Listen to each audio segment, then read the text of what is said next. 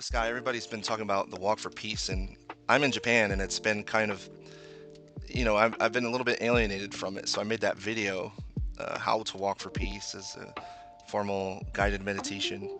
I'm wondering what you think about that, like what you thought of that video. Was it good? Do you think? Yeah, I did.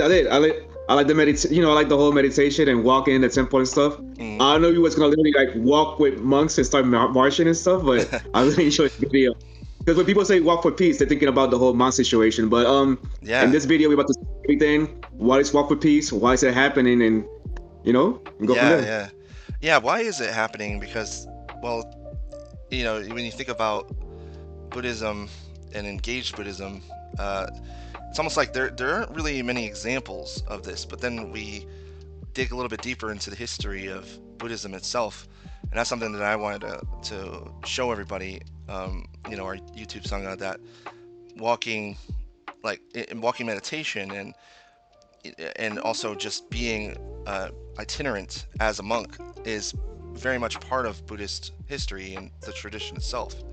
So that's kind of what I wanted to grab at today and talk about, is let just to inform everybody that actually this is very much part of Buddhism, just as much as sitting meditation, just as much as having a temple and all the bowing and all of the drumming and bell ringing and chanting. Peace, it begins with you, and it's not for you though. Like you got to share with the world, so you got to find a way to skillfully, with wisdom and intelligence, kind of make the world a better place. Today we're talking about War for Peace, which is sort of like a protest. And when we talk about protests, we usually picture like people mad and being angry, and you kind of understand why they're angry, but I don't think that's the best way to go about it. I think when we're trying to heal the world, we gotta heal Mm, ourselves first, our anger and our fear before we heal the world. We must move from a place of compassion to understand what rightful speech and action to use. Like offer a different solution instead of pointing the finger. And it doesn't mean that you agree. You're just trying to find a wiser way to send a message to promote that change and stuff. absolutely, I agree 100%. It is very important that we know we have historical records to check back on, and to see what works and what doesn't when we want justice in our lives, right? And I really wanted this to land, and to make a series about it, about how it's what works and is efficacious and what is not. Like the Walk for Peace and what the Venerable Panakara is doing with his monks, what they are doing, what works. Because if you check in, like what you mentioned to me earlier, Sky, about Mahatma Gandhi and what he had done. Um, Yeah, so the Salt March in 1930 against the British salt laws. mm, Gandhi practiced violence, as we know, and mm, he also practiced non-violent resistance. So it's basically saying how you feel, living by your truth, but in a determined manner, using mm, that determination instead of anger. And opposed to non-resistance, which is basically like just not doing nothing. Because a lot of times when we Buddhists, they think we just sit there and do nothing about it. Like we're not supposed to like share our frustrations, or not frustrations, but like the change that we want to do. But we can, and Gandhi demonstrated how you could do that skillfully. mm, Um, that's a wonderful, protest. There's so many ways that you could do it. Just by being by yourself. Another example would be art. The great Bob Marley, rocking his shirt right now. Bob Marley, rest in peace. He used music. He used music to change the world. Like he gave a free concert in 1976. When there were like gangs attacking Kingston, and there was a lot of people who unfortunately died. And he a couple of days before he did the concert, he got shot himself, and he mm, still went there because he understood the importance of making a change in the world. Like I always say, peace is not for you; it's for you to share. Um, I think something beautiful that he said was my life is not important. It's only important if I'm helping plenty people, mm. which I think is a beautiful message. So yeah, we just gotta find a way to use wisdom in different ways, and just be skillfully and mindful when we do our things. Oh, perfect. Thank you. But I want to just, before we really get into it, because we have a couple new things that we want to try today, including actually reacting to the Walk for Peace, right? So, but before we do that, I did write, for the YouTube Sangha here. I wrote to in our private group in Peace of Mind, and if you guys are interested, you could also collaborate with us and become part of this. But basically, I had a message that I shared with everybody, and I was like, this.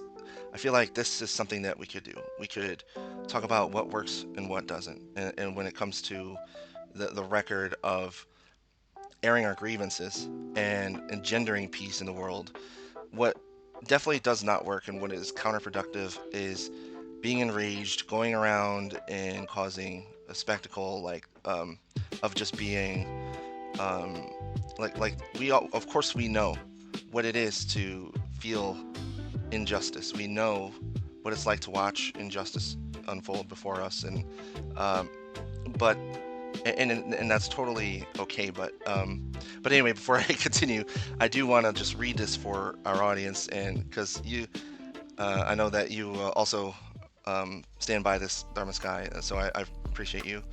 Um, so I wrote, public outrage at injustice is understandable and in many cases unavoidable. It signals that something in the social order is profoundly wrong. However, the presence of anger alone does not guarantee that action will be effective or transformative. When anger becomes the primary driver of public engagement, it often narrows perception, intensifies antagonism, and reduces complex human relationships to moral binaries. In this state, action tends to escalate conflict rather than resolve it, even when the cause itself is just. Martin Luther King Jr. understood this danger with unusual clarity. For him, nonviolence was a form of spiritual discipline rather than a strategy of politeness or restraint or appearances. He insisted that social change required inner preparation so that resistance would not be powered by hatred or the desire to humiliate opponents. King argued that movements fueled by hostility ultimately deform their participants and reproduce the logic of domination they seek to dismantle. Without disciplined hearts, even righteous causes risk collapsing into cycles of retaliation and resentment. The Venerable Thich Nhat Hanh articulated a parallel insight within the framework of engaged Buddhism. He warned that action taken without mindfulness plants seeds of future violence, regardless of intention. From this perspective, anger that hardens into hostility becomes a form of distorted perception that conditions both individuals and societies toward further suffering. For Thich Nhat Hanh, effective engagement required the active cultivation of clarity, compassion, and emotional steadiness, so that social action could interrupt, rather than perpetuate, patterns of harm. Taken together, these traditions suggest that spiritual preparedness is not a luxury or a private concern, but a practical necessity for public life. Protests and movements that rely on anger as their primary energy often generate short-term visibility while undermining long-term change. When action is grounded in disciplined awareness rather than reactive emotion, it becomes capable of persuasion, endurance, and genuine transformation. In this sense, the work of justice begins not only in the streets, but in the careful training of the mind that steps into them.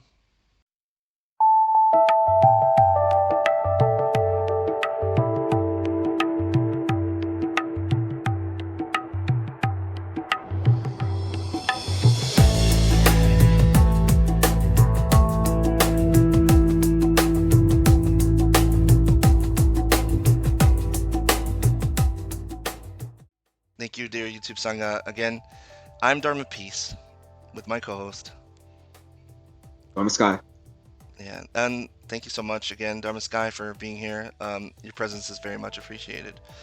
Um, yeah, so after that long introduction, I feel like I needed to read it to the audience. I felt like because um, those are my deepest concerns, and my deepest convictions. And some of my thoughts are implied there. Because I think of so many cases, so many like images, so many videos, angry songs, and just and when has that brought justice about? Has it actually given us any form of peace, any form of justice in the world?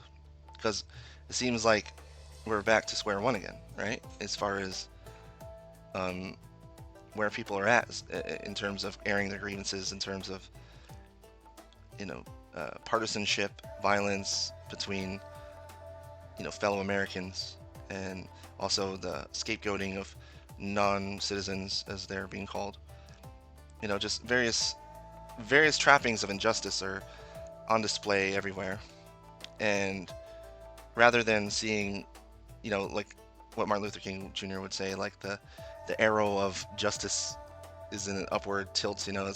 It always bends towards justice. The arrow of history, sorry, the arrow of history always bends towards justice. It's not a straight, incline, but it's kind of like a, or maybe it is an incline. And you just sort of zigzagging. Yeah, Yeah, it yeah. has. It's kind of going ups and downs, like kind of like an actual, what Yeah, an yeah, actual arrow does, but it is moving towards the target. It's just going, the arrow tilts up, it tilts down. Um, yeah. These guys, yeah, consistent with it, But yeah, mhm, mhm. But yeah, so in the milieu, the talk for peace, or the walk for peace, is very popular these days, and I am overwhelmed with, like, when I see the news about it. I'm following their Facebook page, here in Japan, and it's exciting to watch. I'm very impressed. I mean, what the monks are doing is amazing. But have you seen Aloka? Aloka is doing Oh the yeah, best promotion. Yeah, absolutely, the peace dog, right? Aloka the peace dog, oh, or is that what they're calling him? absolutely. Yeah, that's what I would call it. Why do you think, like, just really quick off the cuff, why do you think Aloka is given such center stage there, like, as an animal lover uh, yourself? well, for myself, yeah, because of animal lover, I think animals are, a great way to make people connect with each other. Because most people love animals, most people love dogs. Mm, When they see the monks, maybe they don't agree with it that much because it's like a different ideology. But they look at the dog, oh, that's so cute. They look at the dog, and maybe when they're watching the videos, maybe that will make them watch the video itself, and that will lead into the whole purpose of Walk for Peace, and kind of learn from there. So like a yeah. clickbait. Well, I would prefer the term, like, a hook or a gateway to look like, yeah, The arrow you were talking about earlier, the arrow that leads to Walk yes, of Peace. yeah, or the finger that points to the moon, right? And yeah, no, like Aloka the peace dog, an attractive figure, meaning, eyes on something, like a, yeah, like I have to tell you, Sky, like, me and my wife, when we go to Tokyo, if we're in the Shibuya area, we have to see Hachiko, the statue, that beautiful symbol of nobility and patience and enduring. Um, like, everyone, I think a lot of people know the story of Hachiko, but I guess for the audience, maybe it'd be good to explain that Hachiko is this Akita dog that, uh, you know, you might say Akita Inu, which just means dog in Japanese, but that I believe it was the 1900s, there was a man who would go to work at Shibuya, or he would leave from Shibuya to go to work. And then, so every day, Hachiko would be waiting there for him at the station. At some point during their lives, the master died.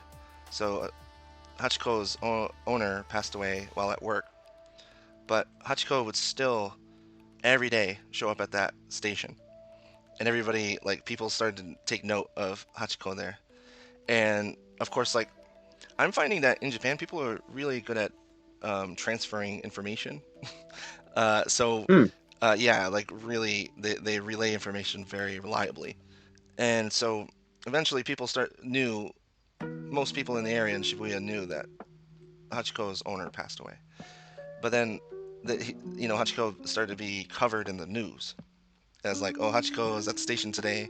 And it was just like this enduring symbol of nobility, I mean, loyalty, rather. Loyalty and partnership. And so, yeah, then, of course, there are a couple movies actually made just about Hachiko, and Hmm. yeah, including a Western film. And so there's a What? statue. Yeah, yeah, it's called Hachiko. Like, let's see um, how it's like a cowboy, like Sorry. Is it- like a whole Western with like cowboys and everything. Like, Oh no, it's like it's It's just a film. I don't, it's just like, it's like kind of like Homeward Bound or something, you know, one of those kinds of Oh, films. okay. Yeah, yeah. Okay, got I wouldn't say, I don't know if, like, I haven't seen the film. Like, for me, like, just knowing the real story is enough.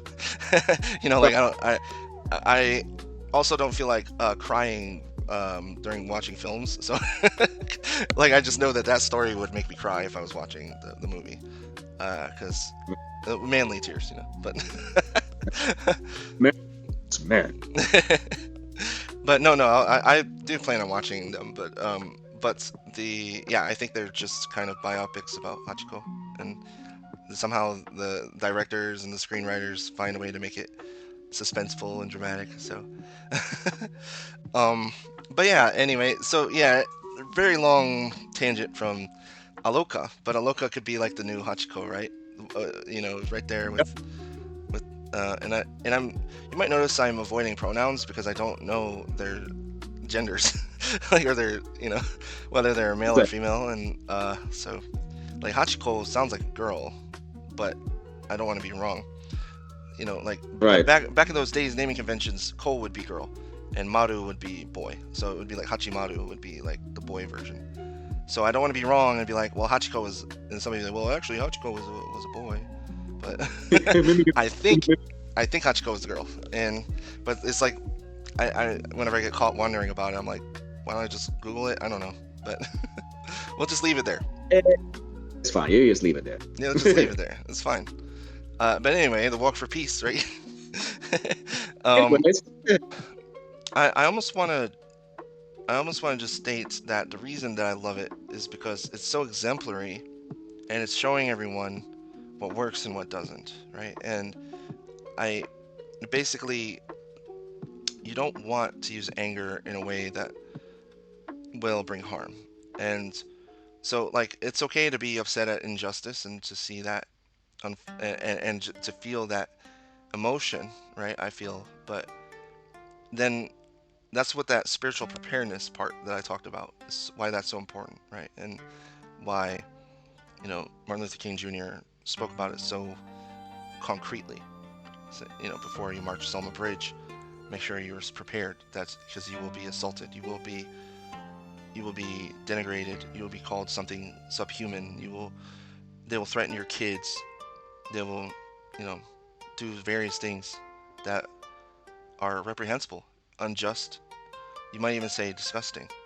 And but losing your composure about it and trying to get other people to act with violence just isn't going to bring the peace and justice that we are seeking, right? I agree. Yeah. It's like, you know, it's bravery and being peaceful. We got to find skillful action to help promote peace. Unfortunately, forcing your way into people's minds is not the way. It's just going to make them close their minds even more. So we got to find a way to kind of find, even though you don't agree with what they're doing, find compassion in your heart to see why they are that way and find the best way to communicate that message. And hopefully you could find a way to just change the situation. Absolutely, yeah. Well, I just know that it works because personally it worked for me. You know, I at one point was radical, very angry, violent, as evidenced from my, you know, my past in the military, and luckily it never turned criminal.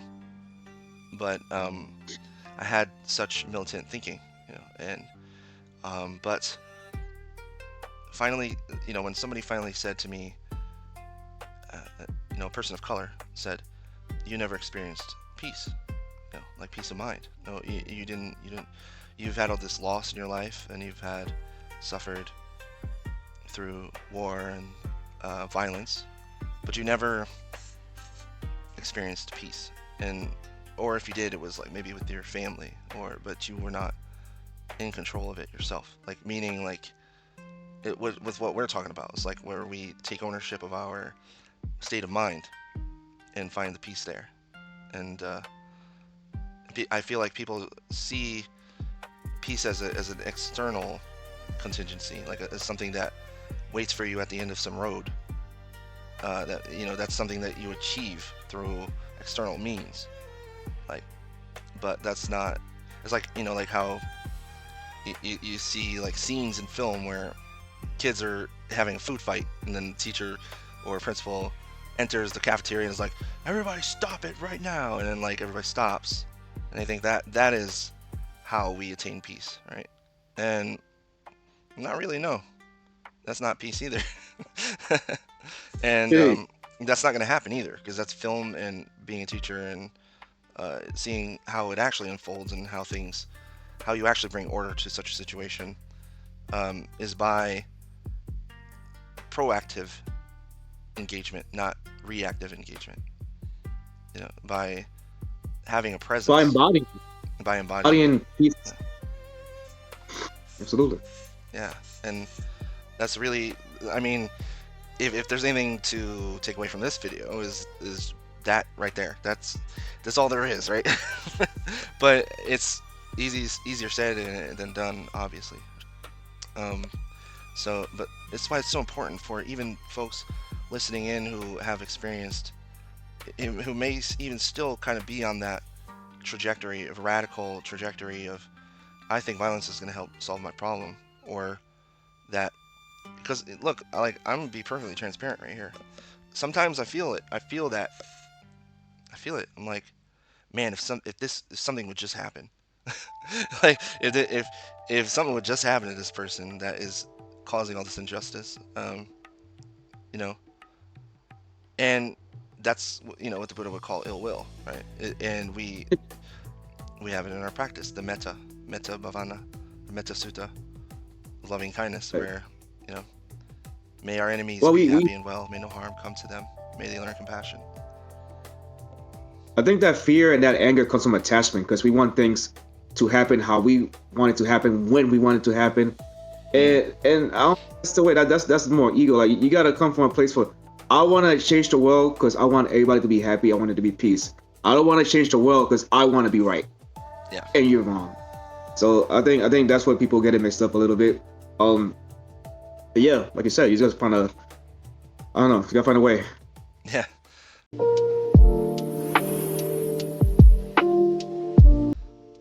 All right, so Dharma Sky, I feel like I just thought of this scrolling through Walk for Peace and realizing that like the videos won't really translate well here. I thought maybe we could scroll through and you could tell me like where to stop or what to look at, and we can talk about what we see on their Facebook page.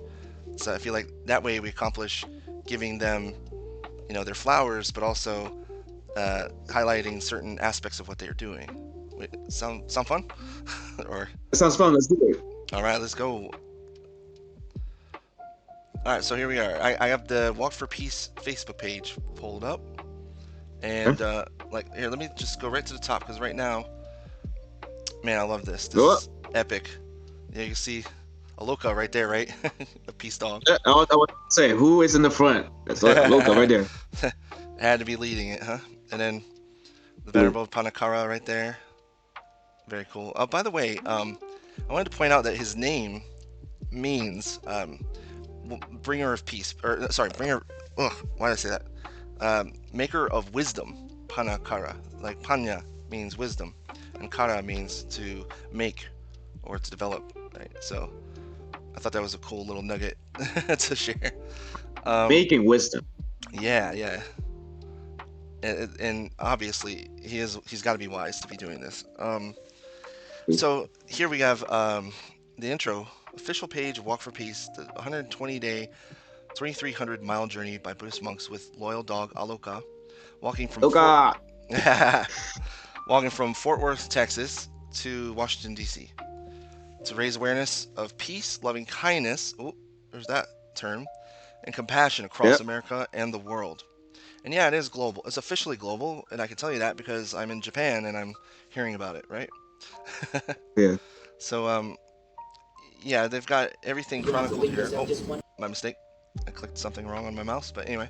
I love that loving kindness there, because that's very important. The loving kindness right? Yeah. Compassion as well.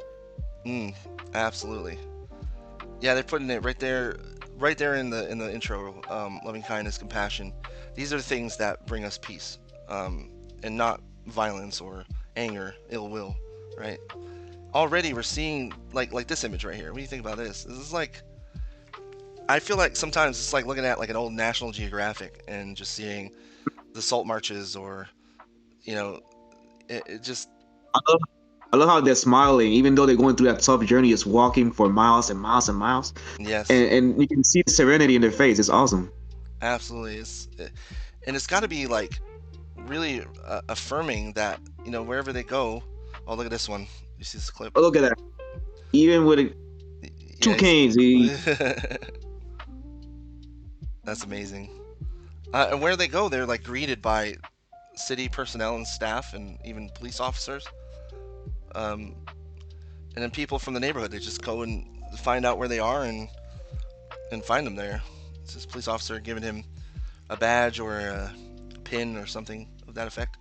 But he's got badges, and a lot of people think like Buddhists, or like, let's say, like progressives, or people that are engaged in this sort of thing are like anti-police, or and no, sorry. no, no. Yeah, like I feel like it sort of comes from that like whole let's defund the police or whatever.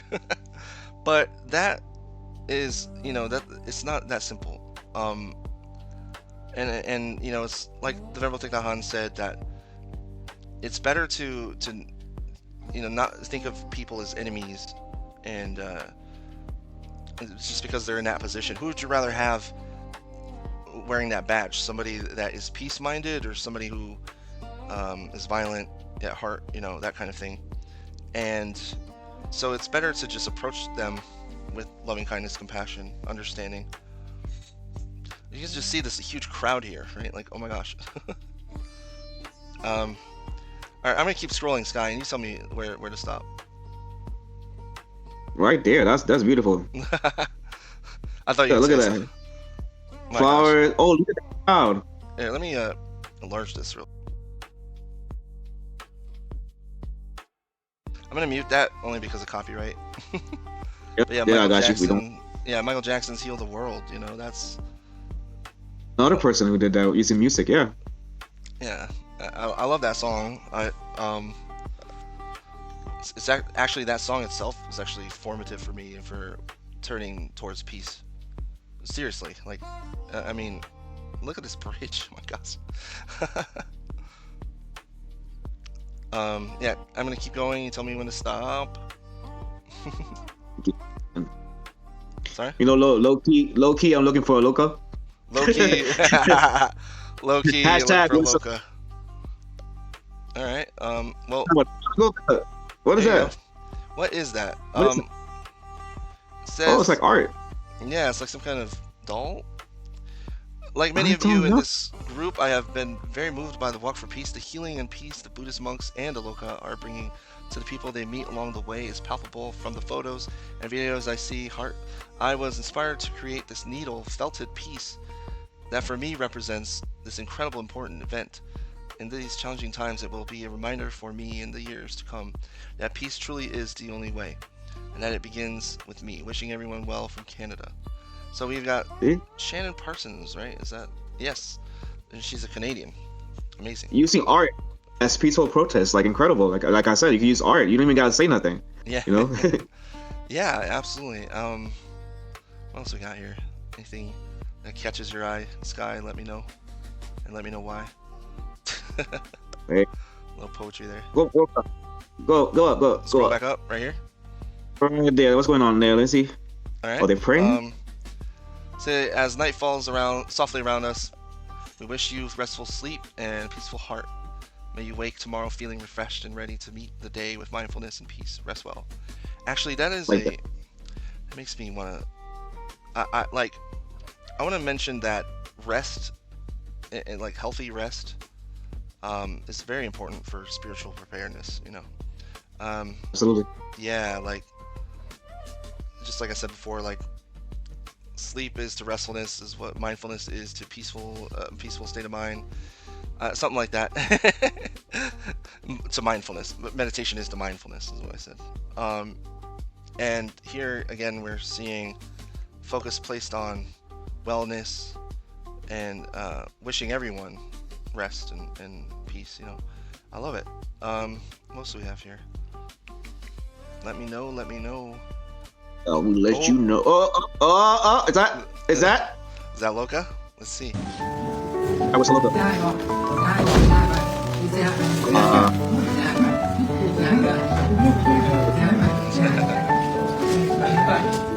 Look at you sharing everybody though. Oh, that's sweet. That's beautiful.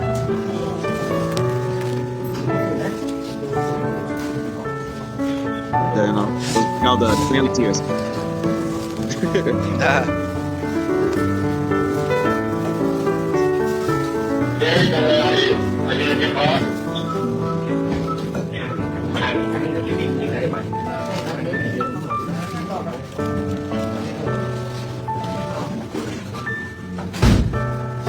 Alright, get water for him. Yeah.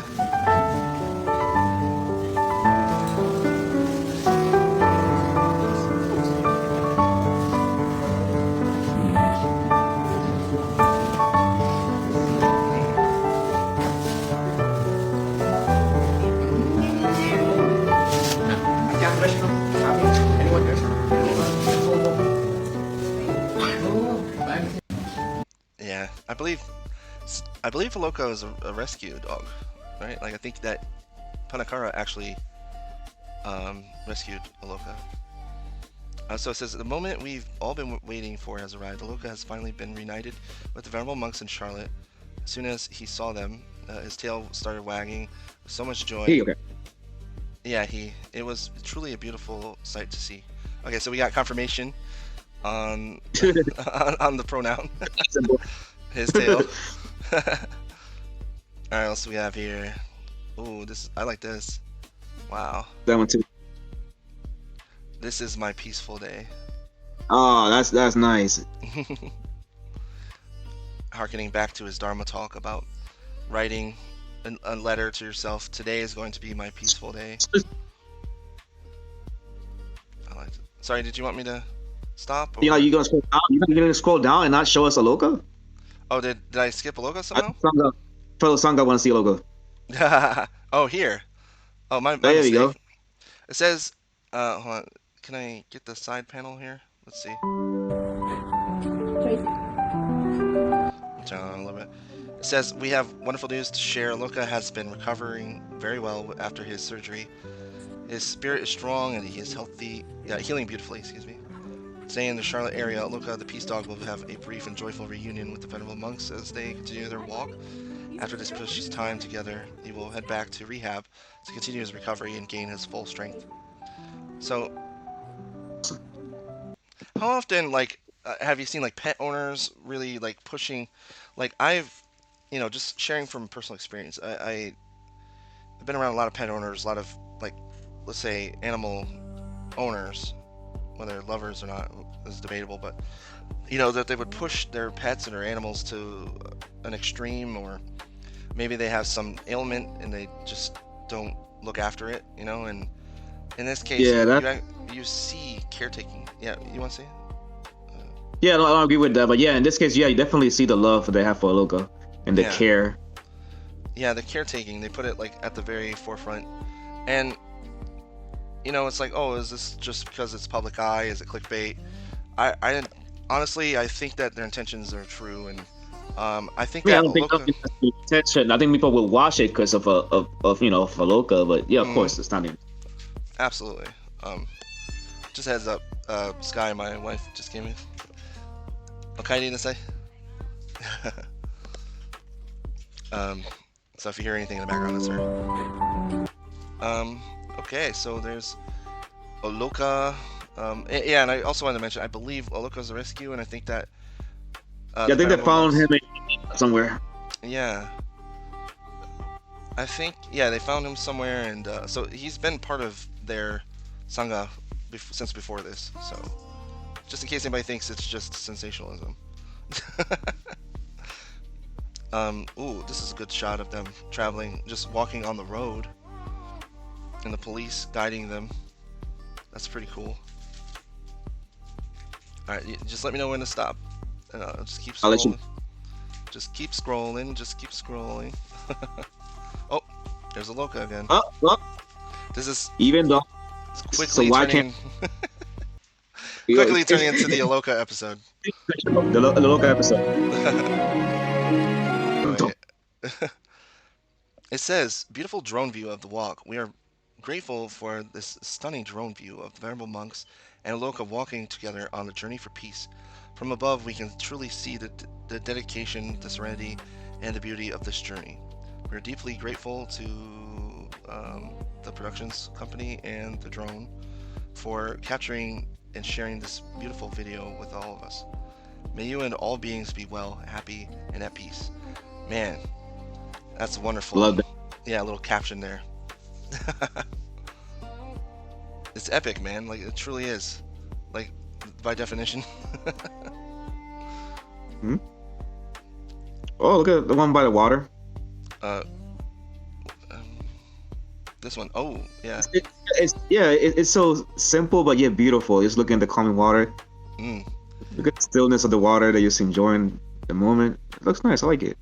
Yeah, but what's one thing you notice besides the water that actually features more than the water? What do you think? More than huh? Oh, so we're playing a game now. Yeah. Here I am being a teacher. To the stillness in the water. Is it you said the monks looking at the water? Well, Is more it the fact than that quantity-wise, not just like conceptually. quantity Yep, of the like, water? yeah, as in like it's featured here, even though like the water is the landscape of it. You know the but what is actually featured more than the water, despite the The water? land? No, The land? The land? no, it's not the land. A little bridge in the corner? Not that either. The fact that Aloka is not there? No, Huh? The serenity of it? I don't know. it's the sky. The sky is Oh! being it's being Man. reflected in the water, right? Yeah. You're right. You're right. And then you have like the horizon, and then like above that is the sky itself again. So it's kind of like, yeah, the sky is actually featured quite a bit in this photo. Uh, Got you. Okay. That was a good teaching moment. Yeah, that's very zen, right? Like seeing what is not so apparent. Again, the sky here. Sorry, I'm just nodding to you, Dharma Sky. You're good. Or maybe a couple more. How about this? We could probably conclude here. The bridge. What bridge? Cool. What bridge is this? Hold on, let me see the description. It says, No. alright, so it's day 77, Gervais Street Bridge during our Join the Walk and Peace gathering in Columbia, South Carolina. Thousands of people walking together with us across the bridge to the State House. From above, you can truly see the magnitude of what we created together. Thousands of hearts uniting, walking side by side for peace. This breathtaking view captures a moment we will never forget. We are deeply grateful to everyone who joined us today, that day. Your presence made this gathering extraordinary. Your commitment to peace moved our hearts profoundly. Thank you so much to the drone company, or I guess the camera company, for capturing these stunning photos from the drone view. May you and all beings be well, happy, and at peace. Just beautiful. Look at this. And there's Aloka right there.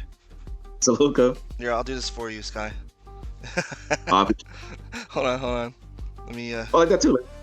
There you go. There you go. Appreciate that. Yeah, man. And yeah, he's looking really chipper too. You know. Well, let me. Oh no, not that one. Sorry, my mistake. Oh, there we go. Well, so yeah, look at that. That's like something out of a film. You know, like it's like every single one of these people, man. My heart goes out to everyone here. And I'm sure you feel the same, Sky. Like everyone that has just decided to join in, you know, and just like look at how colorful that is. Like both clothing wise and, you know, person-wise. Wow, epic, man. Look at this. Beautiful Yeah, bridge too. So this is like I've already mentioned before. We've mentioned Selma Bridge.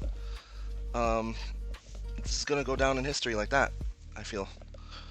But just absolutely. and this really is gonna go down in history. I feel. What do you think, Sky? I feel like there are like kids all around the country probably writing about it, or all around the world probably doing Yeah, projects on it, or I think it's gonna be generations that are gonna know about this. I think it's been all over the news. People talk about it, whether you're Buddhist or not. I think it's been a beautiful movement, just showing how just by being yourself and just being peaceful and living in that truth, you can change the world. So I absolutely. love it. Yeah, and it's inclusive, right? It's not exclusive to just the monks. I feel like everybody that said that they So, would walk with them, and they do. It's like you don't have to walk the whole stretch to join the walk for peace. You know, you can do it in your own way. Just embody the message.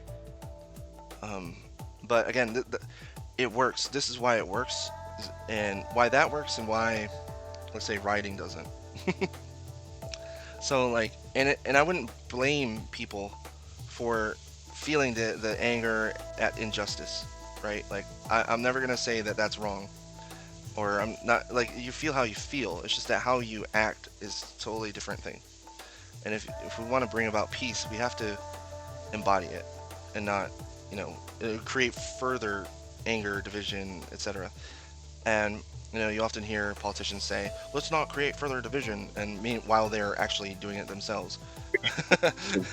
And but that's what we're talking about is completely removed from that. In fact, that's another aspect of this, Sky, that I want to get to probably on our next episode about this.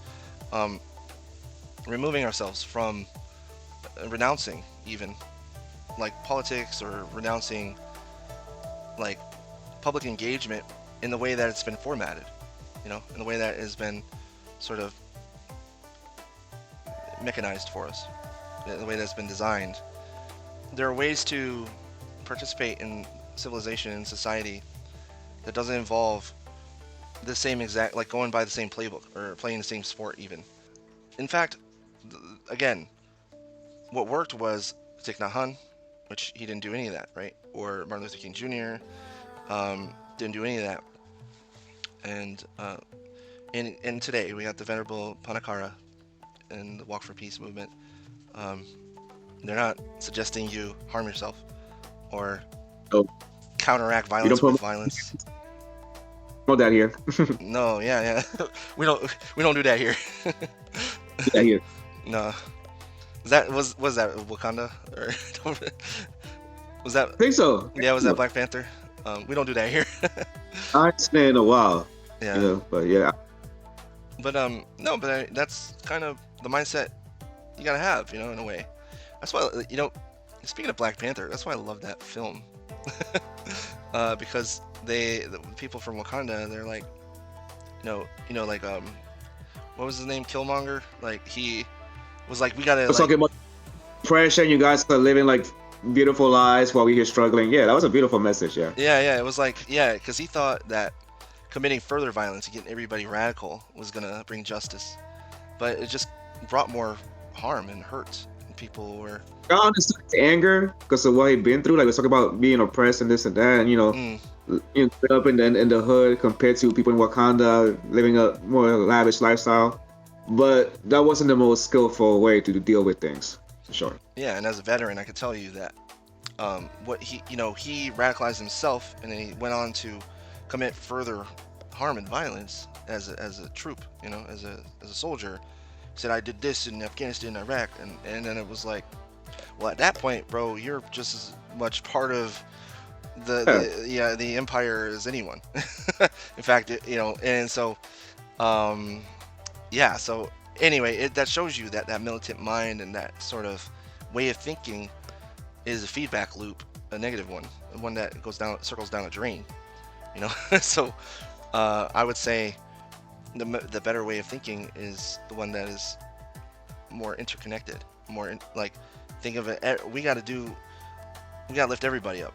A high tide floats all boats. It's not just like we need, oh, I need to get my float on, and just like I need to, I need to raise my boat up. It's like no, we need to.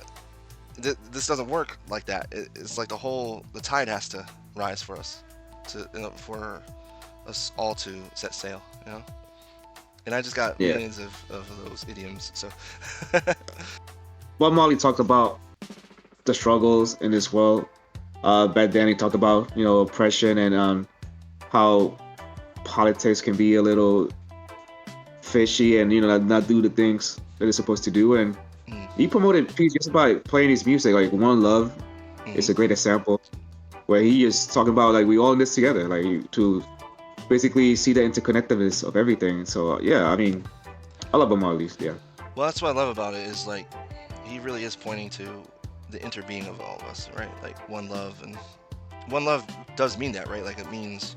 So actually, I know the term and I've even said it, but I don't know specifically. Does that mean we're all we inter are, so it's like one expression of love is good enough? the love. Yeah, I guess that's what he means. I guess even though he wasn't Buddhist, I guess that's what he was trying to explain the whole oneness and interconnectedness of things. Right. Yeah, it almost has that sort of. There's a lot of overlap. I feel like at that time, you know, Buddhism was emerging in the West, and I'm not gonna get into like the history of it all, but but I do know that like there was in that time in Bob Marley's life there was a lot of intersectionality going on between what we term now New Age and the Rastafarian lifestyle, etc. Um, this is more like that metropolitan sort of vibe, where people start to mix and match and blend, and even like the Rebel Kahan was part of that. A lot of people were. So the Lion, of course, was very much part of that as well. A tremendous tribute to peace, just a peace as an ideal, just as a goal or as something to aspire to. Hey Sky, you mentioned me also about Sadhguru. Something you said that you wanted to mention for the audience. Uh, Yeah, so Sadhguru, he talks about anger. We are talking about finding a way to not promote, kind of like change the world in a peaceful manner, yeah. not by anger. He talks about anger a lot. He mentioned that letting someone else tell you how to feel is the ultimate slavery. Like, Oh because you yeah. Yeah. basically because you're letting somebody kind of like invade your mind and kind of colonize your mind, and you're trying to like we practice all the time, we meditate all the time, we trying to like put our mind into action and stuff. And so let somebody else dictate how you feel and how you think. It's not the way to go. He Yeah. also said that if you like, oh, I'm everything around me is going bad, that means I'm bad. If everything's going good, then I'm good. But it shouldn't be that way. It should be like, oh, if I feel good, then everything around me is going to be good.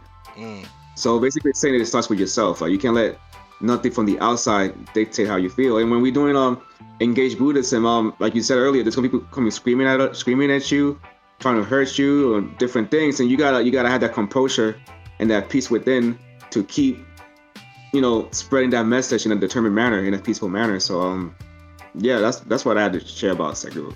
Oh yeah, man. No, like no, thank you. That's tremendous. It brings to mind a couple overlaps for both him and Bob Marley, and that is the message of emancipation, uh, freeing ourselves from different forms of enslavement. As so long as that we continue thinking in ways that are prepackaged and are autonomous, or like what makes us act out of habits rather than out of informed decisions, we're in some way or another enslaved. Like, and I don't mean it like like chattel slavery where we have shackles. We just meaning like in a sense of, and I actually talk about it in my book as well, that we're not liberated. And actually Buddhism is called two things. It's called the path to peace, and it's also called the path to liberation. So it's two different paths, but they're the same thing. Literally the same. Like they're exactly the same. Path to liberation is the path to peace, is the path to liberation. They're both intertwined, and they're the same goal, like the same well, yeah, I guess we can just call it a goal at this point, at this juncture. um, so, yeah, what Sadhguru was saying is, and Bob Marley was saying, that's the Dharma, right? That literally, the Buddha would have nothing but agreement for them. I feel like it just nod his head and be like, "Yep, that's it. that's the that's the path to peace and liberation." And but yeah, we just need to look after ourselves and our minds. And Venerable Panakara is reminding people of that as well, saying, like I've listened to his Dharma talks, saying that as well, that we need to look after our minds. That if we want peace in the world, it starts with us. It doesn't start out there. It's not. It's not for us, but it starts with us. Yeah, exactly. It starts with. So it's a fire or candle that we light for ourselves, and that other people hopefully will join in the shine here. This little light of mine. Beautiful way Yeah, to say it. Mhm. yeah. There's truth and Dharma everywhere, and like you said, Sky. And Silence too, yeah. yes, that's right. Where you don't find peace and where you don't find truth is when we act in harmful ways or in ways that are destructive. And that's Right. yeah. But anyway, I feel like we can probably end this here. There's more. We're definitely gonna pick this up next time. Absolutely. Yeah. Yeah, we'll definitely get into more of the nooks and crannies of this topic. So, my dear YouTube Sangha, I hope you enjoyed this video, and if you got something out of this, leave a comment, and if you have anything you want to ask us, please like and subscribe as well. I've been Dharma Peace. And I'm Dharma Sky. Alright guys, until next time, if you made it this far, sada to you.